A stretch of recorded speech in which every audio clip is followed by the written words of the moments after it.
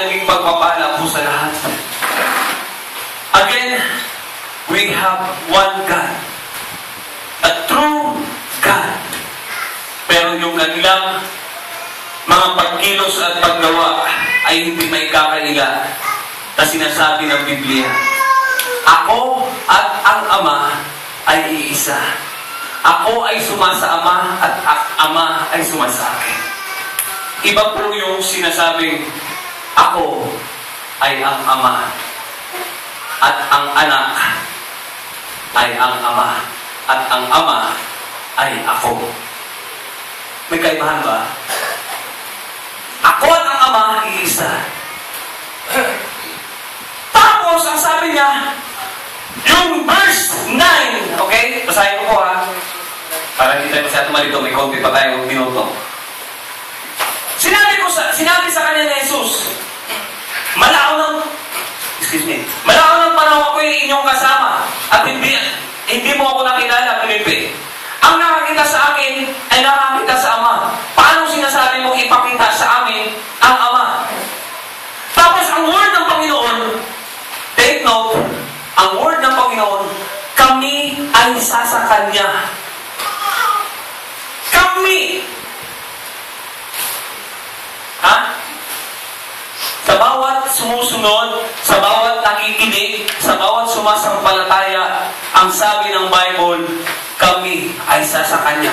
Ibig sabihin, kung ang Espiritu ay isa sa atin, ang Espiritu ng Diyos sumasa atin, ang Panginoon ay sumasa atin din, at ang Ama ay isa sa atin din. Wow, sabihin natin, matindi yan, pastor. Kaya nga, ang sabi ng Bible, if God is with us, who can be against us? Ha? In the name of Jesus, pangalang nangangatal ng demonyo eh. Eh lalo na kung ang nandiyan sa'yo eh, corporate. Matindi yan. Ha? Corporate yan eh. Yung Holy Spirit nga lang, ang sabi doon, nung nanloko si Ananias at saka si Sapphira eh. Sabi ni Pedro, hindi ka nanluloko sa tao, sa Diyos, sa Espiritu Santo, patayan ka. Ha? Ang tindi ng Holy Spirit. Kaya nga mga kapatid, ang takot, walang puwang yan sa mga anak ng Diyos. Lagi mong isipin, hindi ka nag-iisa. Kahit saan ka pumunta, kahit anong harapin mo, kahit sino pa yung mga big shot na yan na makakaharap mo, kahit sino man yung mga nagsasabi sa'yo, kalokohan yan, huwag kang matakot. Patayin ka nila, huwag kang matakot lalo. Bakit? Pagkatapos nilang patayin yung katawan mong physical, wala nang magagawa yun. Ang totoo nun, kinulfil lang nila kung ano nasasabi sa Bible. Ang sabi ng Panginoon, sasaktan nila kayo, magagalit sila sa inyo, tandaan ninyo, yung iba sa inyo haharap sa mga ganito, sa mga ganyan, parurusahan, pahihirapan, papatayin nila kayo. Yan ang sabi ng Panginoon. Pero yan ay nakasaad sa hula. Pero dahil yan sa akin, pero isa pa ang binigyan ng Panginoon ng paliwanag sa atin, kung kayo ay mamatay dahil sa akin, mabubuhay kayo. Sapagkat ako, ang buhay at ang muling pagkabuhay. Palakpakan natin ang Panginoon. Everything is done! Walang matatapos na nagawain sa mundong ito. Malibang tayo po ay humarap sa Diyos. Yun po katapusan ng lahat. Pero huwag na huwag niyong ibibitaw, huwag niyong ibibigay ang isang napaka-importanting bagay, ang paniniwala mo sa Diyos. Kung mamamatay ka na rin lang, halimbawa, sabihin sa'yo, di ba? Kung i-deny mo o hindi, kahit sabihin mong i-deny mo, papatayin ka pa rin. Ang paniniwala mo, papatayin ka pa rin. Ganyan si Satanas. Aabangan niya lang huling word mo na kapag binitawa mo, pak! Yes, i-deny mo yung parin! Pak! Patay ka agad. Hindi ka na makapag-repent. Ganyan si Satanas. Diba? Bibigay mo lang ay. Ang sabihin sa'yo sa Satanas, sorry, joke lang. Ha? You must confess your faith. Sabi nga, they have overcome them by their testimony and by the blood of the Lamb. Ano yung testimony? Yung tatayo ka rito? No! Your testimony is the word that came to your mouth when you said, Jesus is my Lord. I will never give up my faith. Hayaan natin manggigil si Satanas kahit patayin niya tayo. Manggigil siya, mainis siya hanggang sa huli. Huwag natin bibitawan ng pananampalataya natin.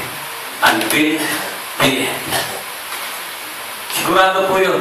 Pagka namatay tayo, sabihin natin, pinugutan tayo.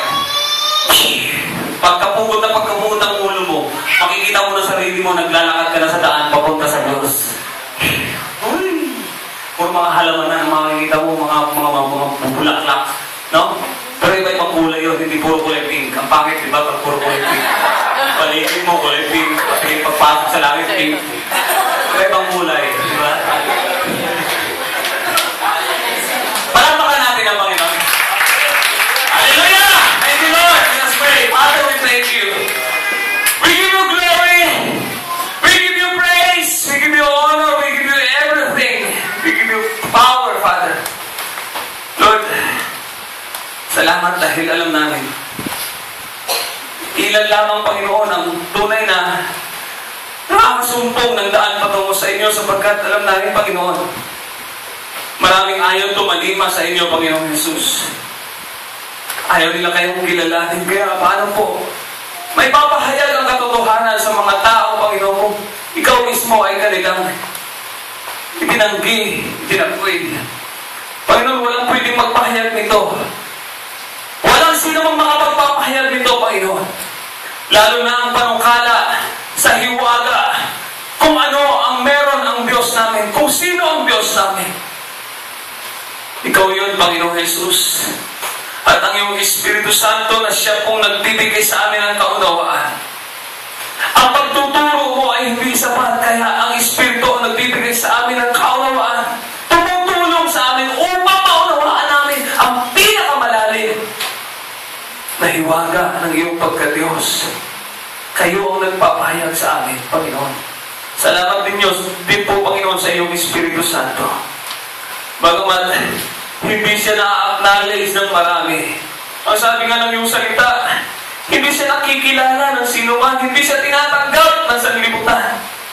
Pero Panginoon, He is the part of being who you are, O God. Kung sino ka, aming Diyos. Lord, alam namin ang Espiritu Santo mo, iba ang kanyang ministeryo, sapagkat ang kanyang trabaho, Panginoon, ay most internal. Yung panloob namin, yung aming mga puso, yung po, Panginoon, ang madalas niyang ikinukonvict, Panginoon, sa amin. Salamat, O Diyos, Ama, dahil tunay nga napakabuti mo at napakamapalad ng sinumang sa inyo ay naglalagak ng kanilang tiwala. Purihin ka, aming Diyos. Salamat po sa katagumpayan sa umagang ito. Salamat sa lahat ng bagay, lahat ng kapahayagan mo, Panginoon. Pinupuri ka namin, Ama. At ito po ang aming dalangin. Ang aking dalangin sa pangalan ni Jesus. Amen. Amen. Amen. Amen.